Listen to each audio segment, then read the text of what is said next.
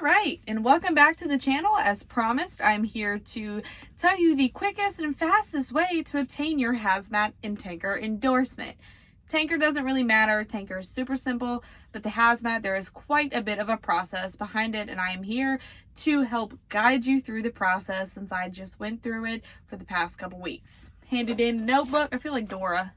Well, does she have a notebook? No, she has the maps. Notebook. Anyway. Steps to obtain a hazmat. First, I don't recommend, actually, you have to complete the ELDT course. Now, I did talk about it in my last video, so if you are just seeing the hazmat version, you might want to go check that out. If you are a first time getting your hazmat endorsement, you are going to need to take the entry-level driver training course in order to take the test. You have to do this first, and trust me, it is well worth it because you will learn a lot. It takes about 3 days to 1 week to complete if you're on your crap. It took me 3 days between listening to the whole course and taking the test. And there is actually 3 tests on this. Is there 3 or is there 2? There might be 2. I might be wrong. There's either 3 or 2. I'm pretty sure. Actually, I think it's 2, y'all. I think I messed up my other video. I think it's 2. But either way, you have to take a test at the end. You have to pass it in order to get your certification. All the information is on this course, so don't freak out, and especially if you do it online, you can retake it. So that's why I do recommend doing it online, everyone. Make sure, this is the biggest part, that they are certified or accredited to have this service. So if they are not accredited or certified by the FMCSA, then this course will not count. In my other video, and I'm sure in this video as well, I will put a link in the description of all of the accredited or certified schools to offer this program. It is on the FMCSA's website if you also want to go check it out there. So just go to FMCSA, type it in Google, and boom, you will find it on a drop down link. So yeah. Next, after you do finish this course, I do recommend keep studying this course throughout this whole process. You are going to want to go get background and finger checked first. Now, you can take the tests and stuff first, because actually that is what I did, but I did learn that it is much easier and faster if you go do the fingerprint and background check before you take the test. Now, I did it all at once, all in one day. I did the test first, and then I went and got background and fingerprint checked, and I guess it still takes the same amount of time, but I would just go and do this first, because if you're not a person like me, which I know I don't have anything to worry about on my background, I don't have anything. So I know it's going to go through. I know it's going to kind of just clear, bing, bang, boom. But if you do have something on your record that you are questioning, I would definitely do this first. It would save you money, and it's going to definitely save you time if something does come back to where you're not eligible to get it. It can take up to, basically they told me, between 2 weeks to a month to clear. I am in the state of Virginia, and this is where I did my hazmat through, and they told me it would take at least up to 2 weeks, because what they did was took my background information, fingerprinted me, they're running it through the system as we speak, and they have to mail you a letter.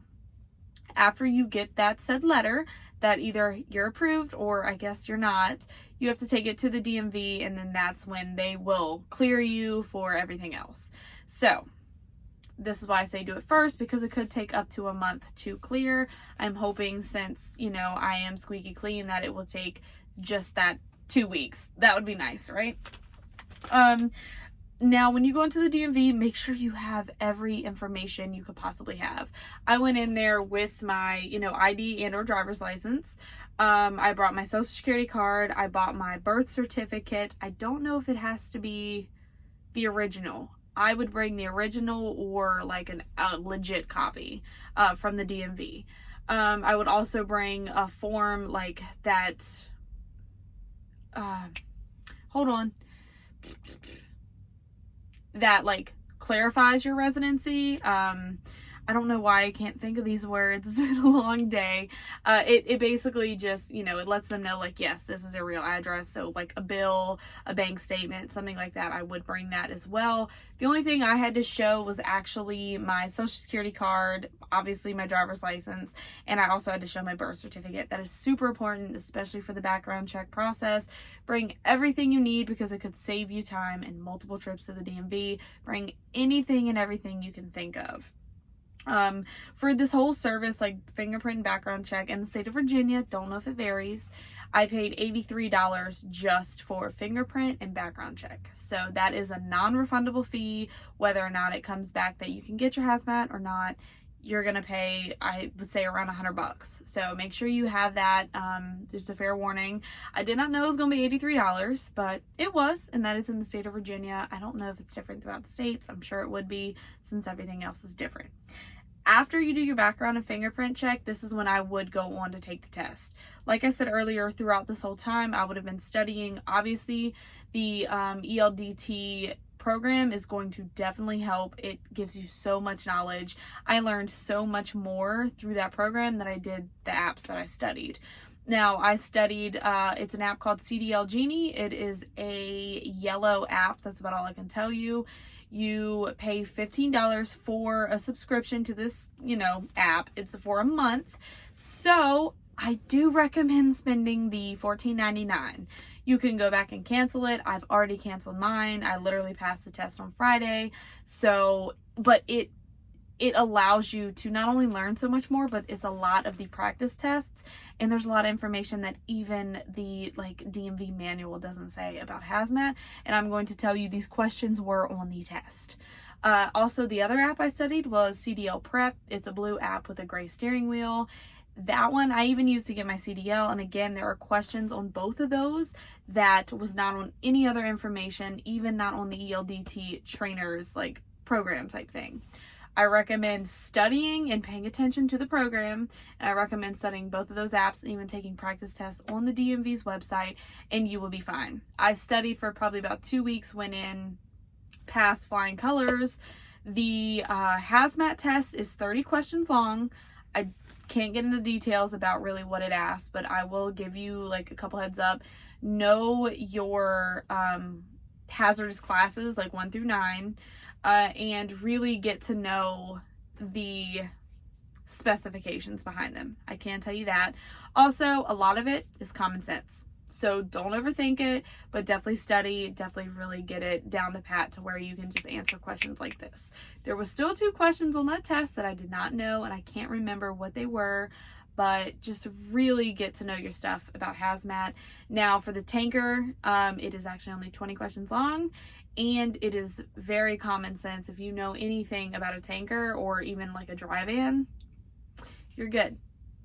Most of it is common sense. Some of it makes you think a little bit, but a lot of it actually goes back to just getting your CDL. Some of the questions, you know, like the tread on the steers versus the drives, or, you know, what is harder to come to a complete stop, empty or loaded. That's just a heads up. Again, can't really go into detail. I don't know what would happen if I did go into a lot of detail, but who knows. Now, the reason why I say I would take the test last is because I know the way I did it was I did the ELDT program, and then I went in the same day to do background check, fingerprint, and test. It was a good 3 hours at the DMV, which I got it knocked out all in one day, so it was great. But with COVID, I know a lot of the DMVs, especially in Virginia, they make you have one appointment for one thing at a time, and it just creates like a cluster, and honestly, it's the DMV. That's all I can say. And also, I do say do the background check, fingerprint first, because like I said, if you do the testing first or even at the same day, you're going to walk out paying for everything, and then if that background check doesn't come back clean and there's an issue, I'm pretty sure all that money is non-refundable. So if you have any questions about your background, I personally don't know what will disqualify you from obtaining your hazmat for background stuff, but I'm sure someone on YouTube doesn't have such, fortunate circumstance behind their background. So I would definitely look for that. Also, just a heads up, if you do it like I did and do everything in one day, there's nothing wrong with it. You can take the test first. That is one thing I will say. You can take the test first and background later, because that's actually what I did. I still did it on the same day though. The only one thing is, I know in the state of Virginia, they have to reissue you a license. So you're also going to pay a fee for a license reissue or renewal. And if you do your hazmat and tanker at the same time, which most people do, they will actually want to reissue you your CDL first with the tanker on it. So basically what they're going to do is they're going to charge you that reissue fee, and now you're going to have the tanker endorsement, and you're going to have to wait for your background check to come back. This is why I said get it first, because when you go back to the DMV and you have that paper and you turn it in, now you do have you are officially a hazmat holder. Now they're going to reissue you another license. I did get lucky enough to where the lady told me if I wanted to wait, I could wait. The only thing is, right now, I am not technically a hazmat holder or a tanker holder, because they are not physically on any sheet of paper or on a license. But in the system, I already passed all the tests. So that is why I recommend you do background check and stuff first, because it will save you time, it will save you money, and it will save you the possibility that you don't qualify. That is really all the information I have. If you guys want more information on, what the testing's like or what you really need to know, I don't feel comfortable putting it on a public platform of the test, because honestly, I can't remember the test, and honestly, I don't want to get in trouble with whoever. I don't know who really would say anything, but you never know, because this is federal stuff. So all I can tell you is really study, really get to know, your hazard classes if you're getting your hazmat. For tanker, really pay attention. And a lot of it is common sense. A lot of it, if you got your CDL with no problem, you will get hazmat and tanker endorsement with no problem as well. I know I was asked, do I recommend getting hazmat and tanker at the same time? Honestly, I recommend it because it saves you a lot of time, and tanker's only 20 questions. If you just really study hard, and I mean like do these questions every day, review the apps every day. I only spent, I'd say, less than an hour every day studying, and I passed. I missed 2 on the hazmat and I missed 1 on the tanker, and you have to pass at least with an 80%. So whatever that boils down to, I passed. Simple as that. And what else? Let me see, because I literally did that stuff. I didn't listen to it driving. I didn't try to do it driving, obviously. I would literally, go to my sleeper, spend 30 minutes on it, go to sleep. And the information is very easy, especially if you use a combination of those 2 apps and the ELDT program, which again, you can do for the 60 days. And it helps a lot. Also, you can use other resources. You can reach out to other people. I'm sure they could help. And also the driver's manual, I guess it would be, that DMV offers. I'm sure there's more information on there. But just do your research. And also there's great YouTube videos that I'm sure would help. I don't know of them.